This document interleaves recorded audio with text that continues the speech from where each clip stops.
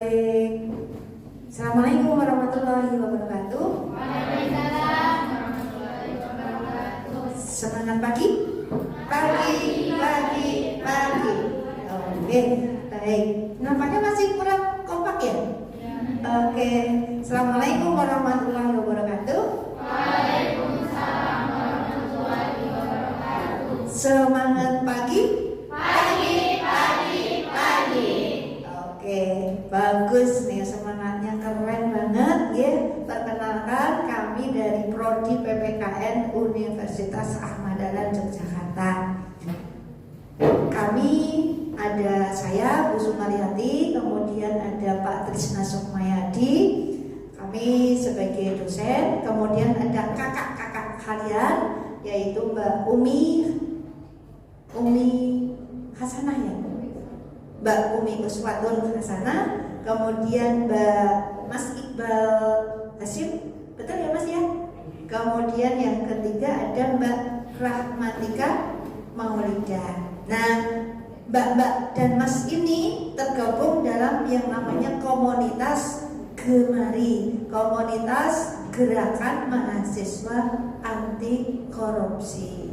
Nah, teman-teman, adik-adik, hari ini kita intinya akan mengenalkan tentang pendidikan anti korupsi, lebih spesifik mengenalkan tentang nilai-nilai anti korupsi. Nanti ada 9 nilai-nilai anti korupsi yang akan disampaikan oleh kakak-kakak kalian, gitu deh. Nah, nanti monggo diikuti dengan penuh semangat, diikuti dengan penuh keseriusan, dan harapan selanjutnya setelah nanti adik-adik memahami tentang 9 nilai anti korupsi itu, kenal dengan pendidikan anti korupsi, tip-tip untuk selanjutnya adik-adik habituasikan, adik-adik biasakan dalam keseharian adik-adik. Terlebih khusus dihabituasikan saat adik-adik berkiprah di dalam HW, sehingga HW yang kalian ikuti itu betul-betul HW yang berkarakter, gitu ya, termasuk kalian semuanya. Nah, itu dari saya, dan titip ini halo sedikit. Kalau misalnya besok kalian sudah lulus dari SMA Muhammadiyah 1 Bantul ini, jadikan Prodi PPKN UAD menjadi salah satu les yang akan kalian tuju. Satu les saja, mau jadi les yang nomor berapa silahkan. Tapi monggo bisa dijadikan list daftar, salah satu pilihan gitu ya. Nah, mudah-mudahan ke sana. Mau lanjut di sana? Oke. Seandainya tidak, kami sudah berterima kasih pada saat itu menjadi salah satu alternatif pilihan dari kalian semuanya. Gitu nggih? Oke, berikutnya Pak Trisna akan sedikit memberikan semangat untuk kalian semuanya. Baik. Bismillahirrahmanirrahim. Assalamualaikum warahmatullahi wabarakatuh. Waalaikumsalam warahmatullahi wabarakatuh. Baru 35%. Assalamualaikum warahmatullahi wabarakatuh. Waalaikumsalam warahmatullahi wabarakatuh. Oke, terima kasih. Kalau perempuan di Purwakarta itu, kalau di Pramuka Pakti ya, kalau di Juluatan Ayunda ya, Ayunda diam. Ramanda, Rakanda ya. Sekarang Rakanda aja. Assalamualaikum warahmatullahi wabarakatuh. Waalaikumsalam warahmatullahi wabarakatuh. Oke, Rakanda 1, 2 diam dulu. Ayunda diam, yang belakang aja. Assalamualaikum warahmatullahi wabarakatuh. Kurang. Assalamualaikum warahmatullahi wabarakatuh. Waalaikumsalam warahmatullahi wabarakatuh. Baik, terima kasih banyak. Ayunda dan Rakanda, hari ini ayah Anda mau berbicara. Ramanda ya. Oke, nggak boleh ayah Anda? Boleh lah ya, nggak apa-apa. Nah, jadi ayah Anda pada kesempatan pagi ini bersama dengan ibunda dan kakanda, ya, kakanda ini hadir di sini bermaksud kita ingin mengkampanyekan yang namanya anti korupsi. Ayunda dan Kakanda semua sudah tahu barangkali di media massa ya, bagaimana korupsi di Indonesia. Ngeri, ya, ngeri. Kalau tidak percaya silahkan cek. Ketika berbicara korupsi, wah banyak sekali itu bermunculan. Ayunda dan Kakanda tingkat kepala desa itu hampir 500 yang sudah jadi tersangka korupsi, artinya sudah inkrah jadi koruptor. Itu tingkat kepala desa. Saya nggak kebayang ini kalau tingkat selanjutnya, ya. Nah oleh karena itu Ayunda dan Kakanda ini suatu saat nanti saya melihat ada yang jadi kepala desa, ada yang jadi guru nih di antara Ayunda dan Kakanda ini, ada yang jadi menteri, ada yang jadi kepala dinas. Kok tidak mengaminkan? Ada yang jadi presiden, ada yang jadi kepala dinas pendidikan, ada yang jadi apalagi gubernur dan wakil gubernur, mungkin tidak di Yogyakarta tapi di tempat lain. Ada yang jadi bupati atau wali kota, ada yang jadi suami atau istri bupati atau wali kota. Amin. Jadi kalau Ayunda dan Kakanda hari ini tidak berkenalan dengan yang namanya korupsi, tidak berkenalan dengan yang namanya anti korupsi,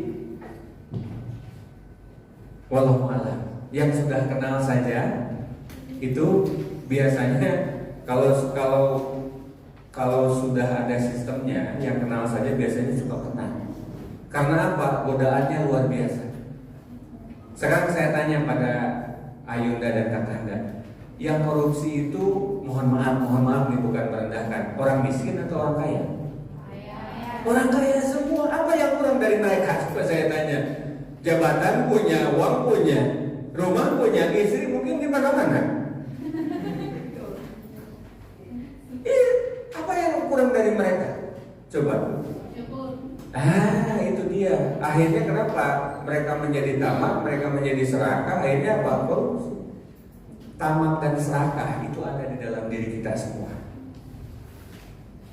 Sekali lagi ya, tamak dan serakah itu ada dalam diri kita semua. Artinya apa? Kita semua ini punya potensi untuk jadi koruptor. Oleh karena kita punya potensi untuk menjadi koruptor, maka kita kampanyekan anti korupsi. Nah, kami mengkampanyekan ini salah satunya adalah di ekstrakurikuler Hizbul Waton. Berhubung Hizbul Waton ini miliknya Perserikatan Muhammadiyah, begitu ya. Nah itu ya, teman-teman. Di kami juga ada Hizbul Waton di program studi PPKN. Begitu ya, kami kemarin kerjasama dengan Hizbul Waton wilayah daerah istimewa Yogyakarta. Nah oleh karena itu teman-teman, jikalau nanti setelah lulus dari SMA 1 Muhammadiyah, kenapa tidak melanjutkannya lagi juga ke Perserikatan Muhammadiyah lagi. Universitas Ahmad Dahlan merupakan salah satu perguruan tinggi Perserikatan Muhammadiyah. Dan di dalam UAD ada program studi PPKN. Alhamdulillah UAD akreditasinya A, program studi PPKN juga akreditasinya A. Dan yang paling penting, Ayunda dan Kakanda nanti akan bertemu dengan kami, terutama dengan saya kalau nanganin ya. Jadi kalau masuk prodi PPKN ketemu dengan saya nanti. Begitu ya. Baik, barangkali itu saja. Ayunda dan Kakanda itu amanat dari ayahanda, tadi dari ibunda, dan juga sebentar lagi dari Kakanda. Terima kasih banyak. Assalamualaikum warahmatullahi wabarakatuh. Waalaikumsalam warahmatullahi wabarakatuh. Oke, baik, terima kasih Pak Trisna. Pokoknya gayeng ya kalau dengan Pak Trisna itu selalu tersenyum dan bisa terbahak-bahak. Gitu ya. Baik, terima kasih. Selanjutnya kita buka dengan basmalah bersama. Acara Bismillahirrahmanirrahim. Oke, kita ulang ya. Kita buka acara pelatihan ya atau TOT generasi anti korupsi di Hizbul Waton SMA Muhammadiyah 1 Bantul dengan basmalah bersama-sama. Bismillahirrahmanirrahim. Baik, terima kasih. Selanjutnya kami persilakan kepada Mbak Umi, Mbak Mas Mbak Maulida untuk menyampaikan. Silakan. Oh, Kang Ida ya. Ayah Anda dan Ibunda izin ke belakang dulu. Kang ya. Semangat ya semuanya ya.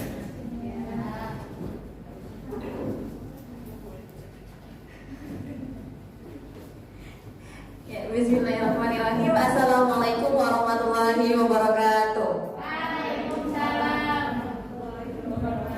Apa kabar teman-teman? Teman-teman aku siapa nih pagi dunia nih? Teman-teman, seumuran ya berarti kita? Oke dong. Oke. Perkenalkan, kami dari komunitas Gerakan Mahasiswa Anti Korupsi yang ada di program studi Pendidikan Pancasila dan Kewarganegaraan Universitas Ahmad Dahlan Yogyakarta. Di sini kami ingin mempresentasikan tentang 9 nilai anti korupsi atau biasanya kita sering sebut dengan senasi. Nah, tapi sebelum itu teman-teman, karena sudah dibagikan kertas tadi ya oleh ibunda kita, jadi mohon teman-teman untuk mengisi terlebih dahulu sebelum kita nanti masuk ke materi yang akan saya jelaskan. Bisa diisi ya, saya kasih waktu 5 menit. Sebisanya aja ya, Ayunda dan Kak Anda, karena ini bukan ujian akhir semester. Sebisanya aja. Kalau nggak tahu jawab tidak. Harus baca tidak.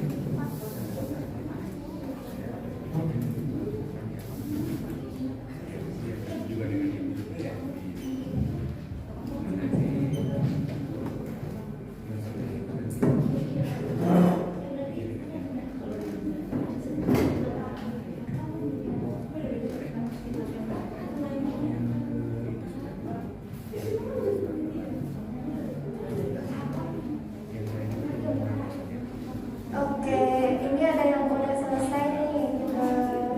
Atas nama Syakura dari kelas 12 ya. Oke, dia menjawab nih yang pertama pertanyaannya, apa pendidikan anti korupsi itu penting? Jawabannya ya. Terus apakah Anda tahu mengenai 9 nilai anti korupsi?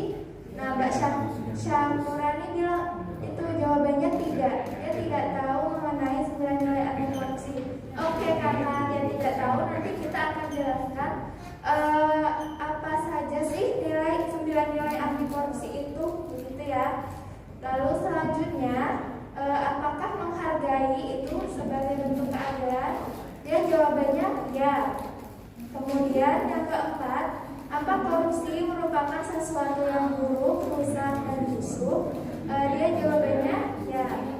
Kemudian, apakah pemberian hadiah berupa uang, diskon, dan fasilitas lainnya merupakan tindakan korupsi? Jawabannya tidak. Oke, nanti kita akan bahas ini secara lebih rinci ya teman-teman.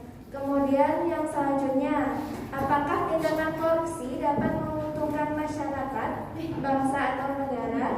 Mbak Syafura menjawab tidak. Kemudian, apakah mencontek ketika ulangan menyemai bibit korupsi pada diri sendiri? Jawabannya ya. Kemudian, apakah Anda menempatkan kepentingan bangsa dan negara di atas kepentingan pribadi? Mbak Syakura jawab tidak. berarti itu ya. Berarti Mbak lebih mementingkan kepentingan pribadi ya daripada. Oke. Tergantung ya. Misalnya di pengalaman apa ketika Mbak Syakura ini mementingkan kepentingan pribadi daripada bangsa dan negara? Misalnya seperti apa? Mandi, tidur, makan. Seperti apa misalnya?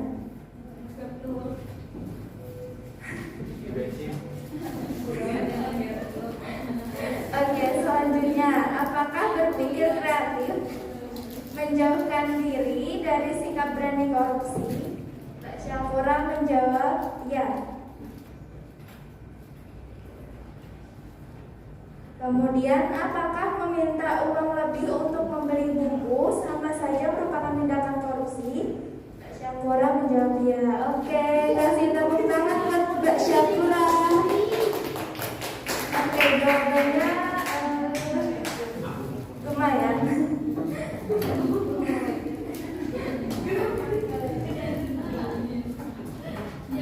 Oke, jawabannya dikumpulkan sama Mbak ya.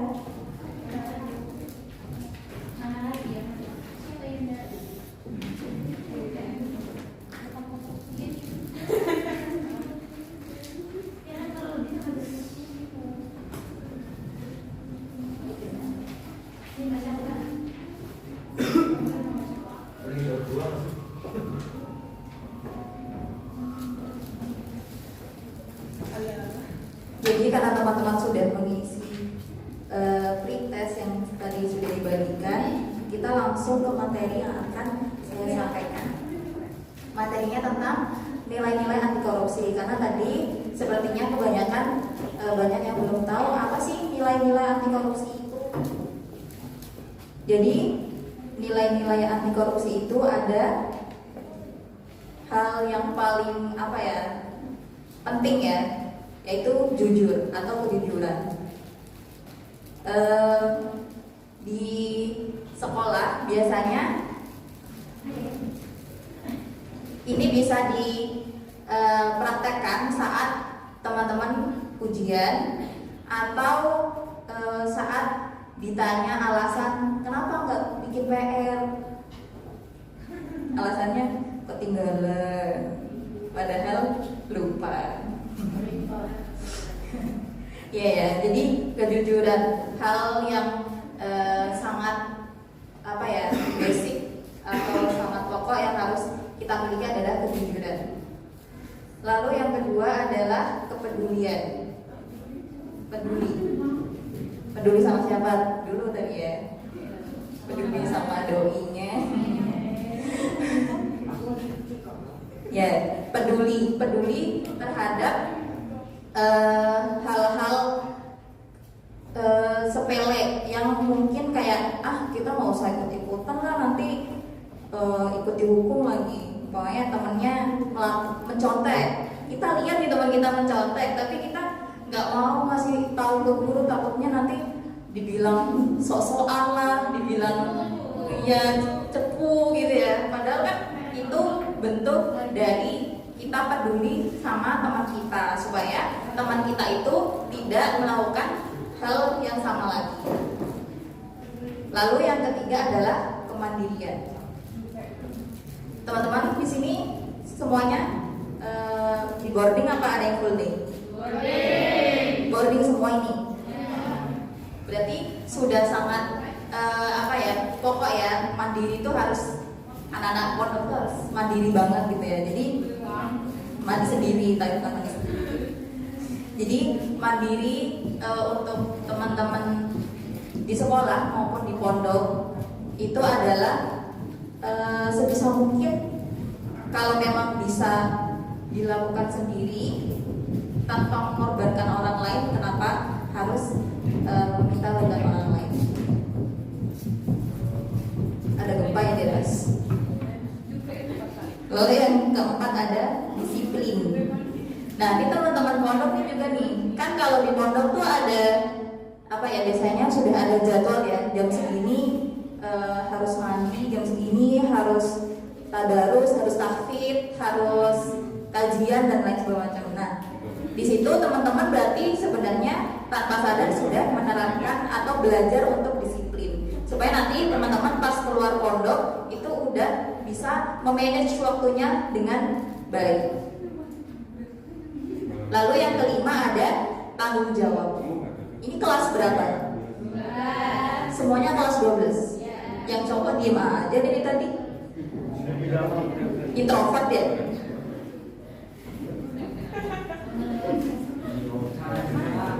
Oh, kalau jumlah.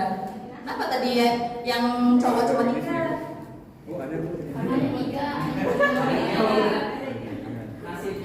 Oh, nasibnya gitu. Ya Allah, nasibnya. Tanggung jawab. Oh iya, tanggung jawab. Jadi teman-teman kan udah kelas 12 nih. Wah, bentar lagi mau ke jenjang berikutnya. Mungkin ada yang mau kuliah lagi, atau mau ada yang kerja, atau mungkin ada yang mau nikah, atau dan yang lain sebagainya. Itu teman-teman basicnya harus tanggung jawab. Karena teman-teman kan juga sekarang menempati posisi kelas paling atas ya. Jadi apa yang teman-teman lakukan itu akan dilihat oleh adik-adiknya, entah itu baik atau itu buruk. Syukur kalau yang dicontoh itu yang baik, tapi kalau yang buruk juga ikut dicontoh, kan yang bertanggung jawab juga teman-teman sendiri karena mencontohkan hal yang tidak baik. Lalu yang ke-6 itu ada kerja keras. Nah, teman-teman kelas 12 nih, kira-kira pasti banyak kan kerja keras. Di kelas 12 tuh pasti banyak belajarnya, lebih banyak belajarnya.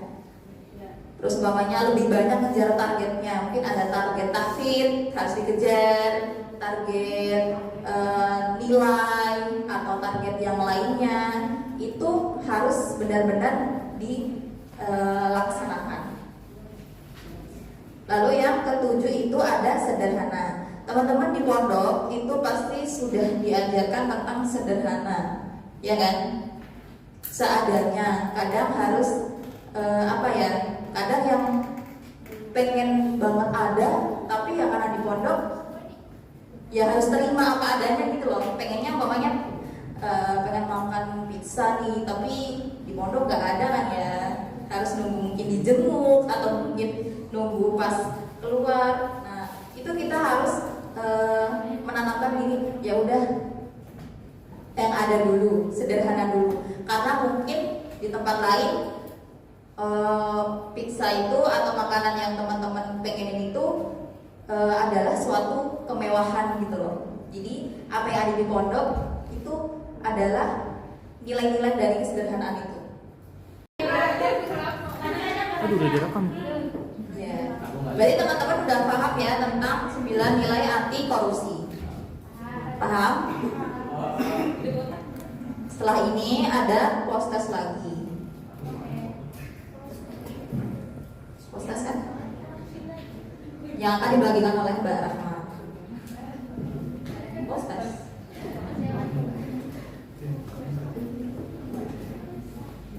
Ada dialog.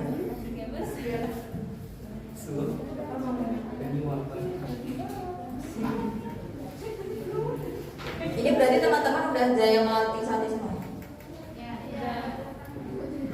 Kok jadi melatih sih? Taruna Melati ya, Jaya Melati itu IPM ya. Taruna Melati 1. Wajib ya kalau di sini Taruna Melati 1.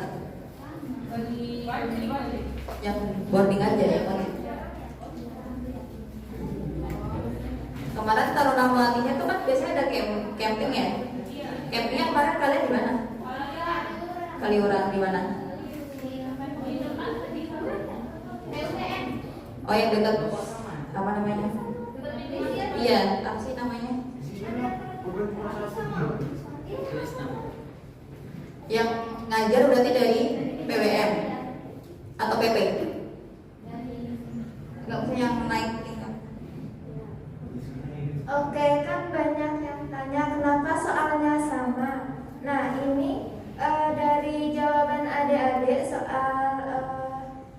pertanyaan apakah Anda tahu mengenai 9 nilai anti korupsi? Nah, semuanya kan jawab tidak. Mbak udah lihat jawaban kalian semua, ini kebanyakan menjawab tidak. Nah, terus apa gunanya, apa manfaat dari kita bertanya lagi? Nah, untuk mengetahui apakah penjelasan dari kakak-kakak di sini itu sudah masuk di pemahaman kalian begitu. Jadi nanti diisi semuanya.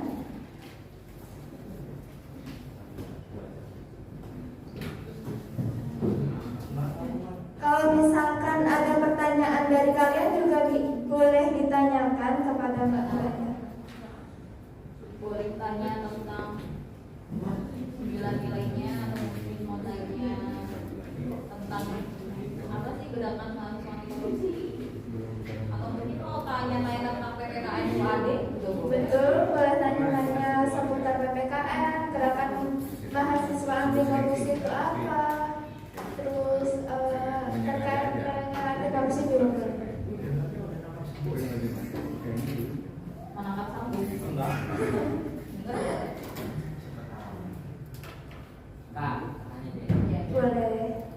Saya waktu itu pernah baca buku punya Andre Kiston. Itu novel pokoknya. Itu ada suatu dialog yang dia itu bilang gini, terkadang kejujuran itu menjadi jujur tidak membuatmu kaya. Terus lawannya ngomong lagi, iya, terkadang kejujuran juga hanya membawa pada kesengsaraan. Dan saya mikir di dunia yang makin dewasa ini, yang makin tua, kejujuran itu kan malah kadang apa ya, saking banyaknya orang yang berbuat jahat, saking banyaknya orang yang gak jujur, menganggap jujur itu sebagai musuh. Dan apabila kalau kita berbuat suatu jujur, itu kan akan membawa banyak marah bahaya buat kita sendiri. Itu gimana menurut kalian? Apakah saya harus tetap jujur, atau saya ngikutin alur, atau saya harus berbuat jahat juga untuk ngikut mereka?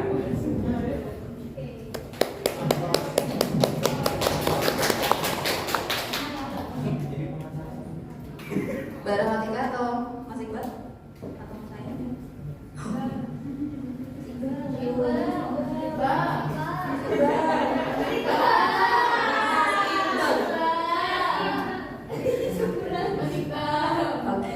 Pertanyaan bagus ya Mas Yusuf. Mas Yusuf ya tadi namanya. Jadi gimana nih yang maksudnya keadaan yang apalagi Indonesia ya, yang jujur kadang malah dianggap sebuah kejahatan. Tapi kalau kita tidak jujur, kitanya juga kadang merasa yang bersalah. Tapi yang opsi terakhir itu jangan sampai lah. Jangan sampai kita malah menjadi orang yang ikut-ikutan menjadi orang jahat. Terus gimana caranya?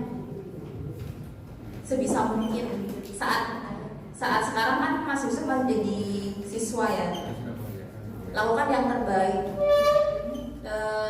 Contohnya ya dengan jujur itu, walaupun mungkin kadang akan apa ya, tadi dibilangnya menyengsarakan, mungkin kita mungkin jujur akhirnya malah dijauhin teman, atau mungkin akan dibenci sama orang-orang di sekolah karena dianggap orang baik, sok baik atau segala macam.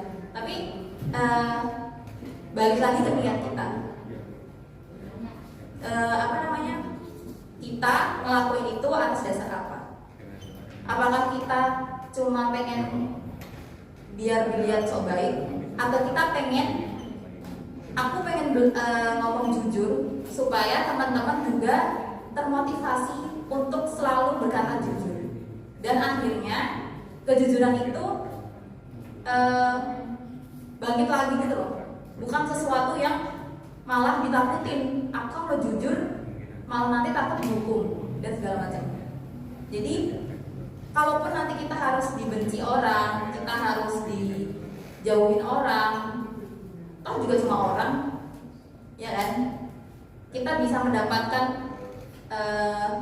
kepercayaan atau teman-teman dekat yang memang punya sudut pandang yang sama dengan kita, bahwa jujur itu ya memang harus dilakukan walaupun berat.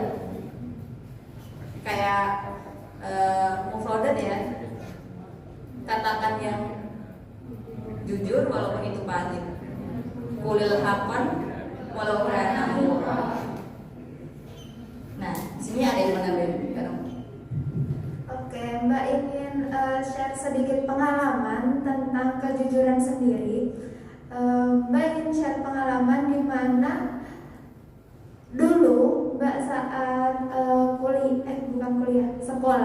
saat sekolah itu teman-teman Mbak ini mohon maaf ya, tapi Mbak nggak nyebut ya saat SD apa SMP apa SMA, Mbak nggak sebut.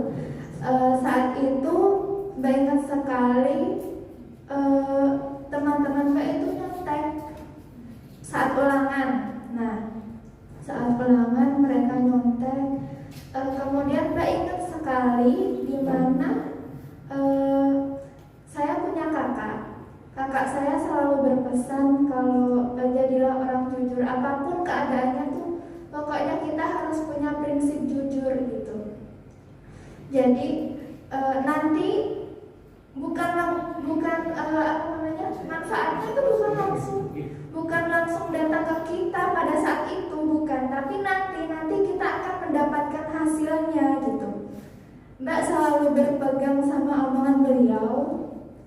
Terus Mbak ingat sekali saat itu teman-teman Mbak itu dapat nilai 90, terus 99, bahkan ada yang 100.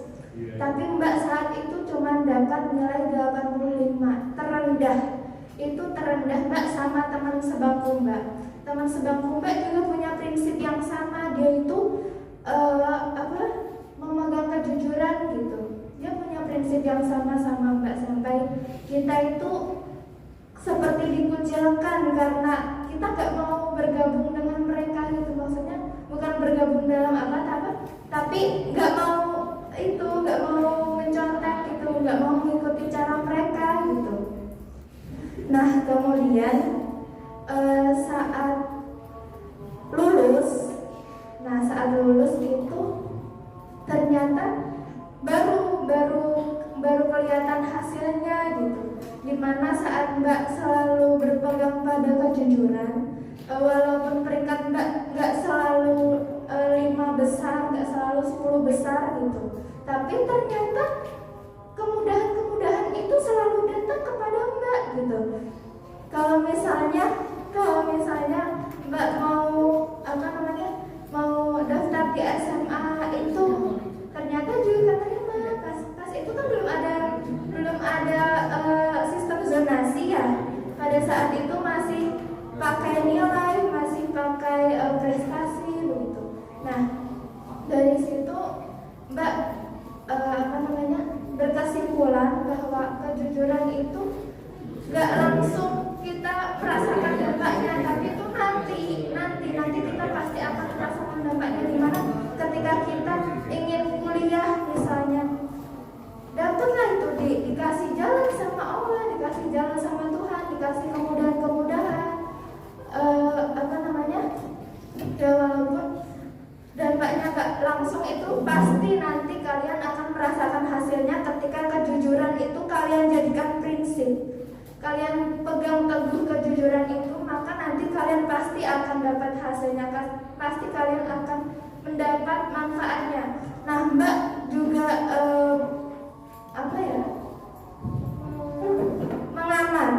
mengamati teman-teman Mbak yang maaf, yang mereka yang tidak jujur, mereka yang kebiasaan mencontek, berbohong, uang LKS-nya nih dilebih-lebihkan padahal sisanya buat jajan dan lain sebagainya.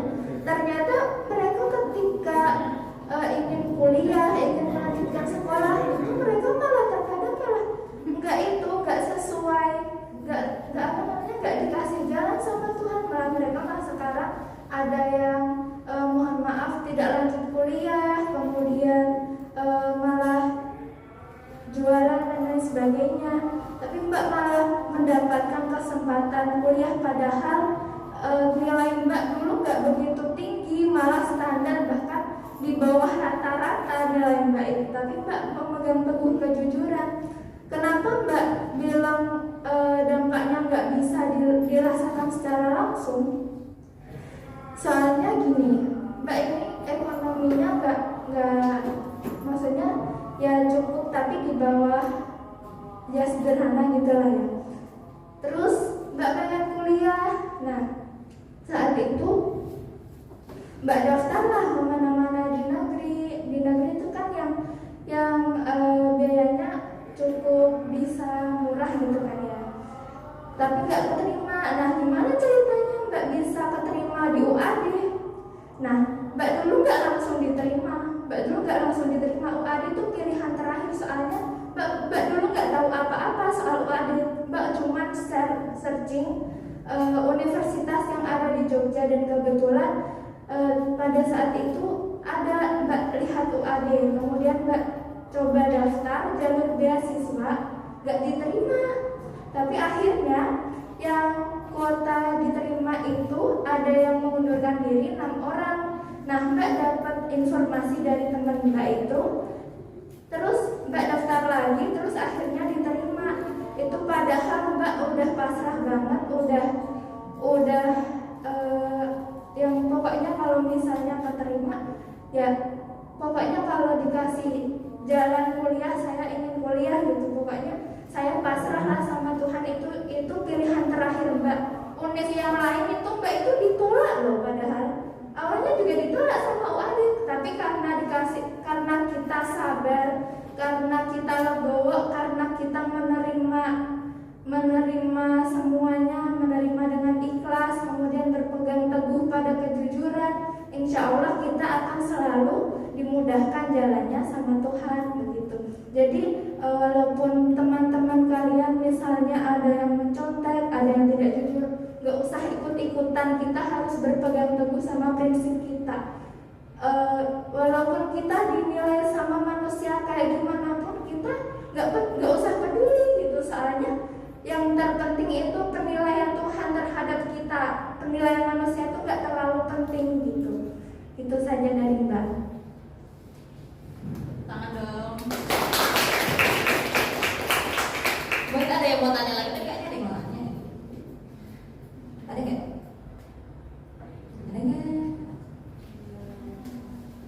Kalian harus mengikuti kajian keputrian nggak? Harus. Oh, ada acara nggak sekarang? Oh, ikut sholat semuanya. Sholat Jumat apa sholat Zuhur? Oh, jadi ikut sholat Jumat. Oh, gitu. Berarti mungkin sudah sampai sini saja ya teman-teman. Mungkin nanti kita bisa ketemu di lain waktu, atau mungkin yang mau nanya-nanya atau mau tahu lebih tentang korupsi, anti korupsi, atau tentang PPKN UAD, atau tentang gerakan mahasiswa anti korupsi, mungkin bisa besok kalau sudah bisa megang HP, bisa DM di PPKN UAD, atau kalau mau ke kakak-kakak di sini juga bisa, di Instagram juga bisa, kalau di saya di Umi 23 Hasanah, kalau di Mbak Rahmatika nih CHN_MAA. ya, Chenma apa sih itu? Iya, Chenma Rahma ya, Mbak Rahma. Oke, jadi gitu ya teman-teman. Harapannya sedikit materi yang kami sampaikan ini bisa diimplementasikan sedikit demi sedikit di kegiatan kalian yang paling kecil, yang sepele-sepele aja dulu dibiasakan. Karena kan yang penting kita continue untuk jujur, continue untuk berani, continue untuk mandiri. Nanti insya Allah saat kita sudah siap untuk mengatur semuanya, mungkin nanti kita dikasih amanah untuk jadi presiden tadi ya, atau jadi menteri apa, menteri perempuan dan segala macam, teman-teman sudah punya modal besar itu, 9 nilai anti korupsi itu ya. Oke, ini nggak ada yang tanya beneran? Sudah cukup berarti. Terima kasih teman-teman sudah berkenan hadir dan menyempatkan waktunya untuk mendengarkan kami di sini. Lagi-lagi kami berharap sedikit ilmu yang kami berikan bisa merubah beberapa kebiasaan yang mungkin dianggap tidak biasa. Gitu ya teman-teman. Mungkin nanti setelah saya tutup ini kita bisa foto bareng. Bisa? Oke? Oke, saya tutup. Apabila dari kami banyak salah kata, salah perbuatan ataupun tingkah laku, kami mohon maaf sebesar-besarnya. Billahi taufiq wal hidayah. Wassalamualaikum warahmatullahi wabarakatuh. Tolong bareng matikan itu dicek lagi biar bisa foto di depan ya teman-teman.